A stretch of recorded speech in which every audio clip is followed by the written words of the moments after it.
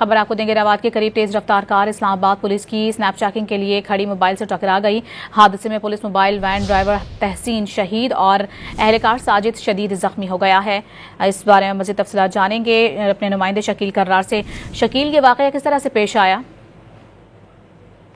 सुबह पेश आया है जब रवात के करीब इस्लामाबाद पुलिस की जो कार है वो स्नैप चेकिंग के लिए मौजूद थी कि पीछे से आने वाली कार ने जोरदार टक्कर मारी, जिससे नतीजे में जो वैन का ड्राइवर था तहसीन वो शहीद हो गया मौके पर ही चोट लगी, जबकि साजिद नाम दूसरा अहलकार व शरीफ जख्मी है और शहीद होने वाले पुलिस अहलकार की लाश को मुस्तल कर दिया गया है और जो जख्मी है उन्हें मुस्तल कर दिया गया है, जबकि कार सवार जो है वो मौके से फरार होने में कामयाब हो गया है। इस पर पुलिस ने अब कार के नंबर की मदद से उसके मालिक की तलाश शुरू कर दी है।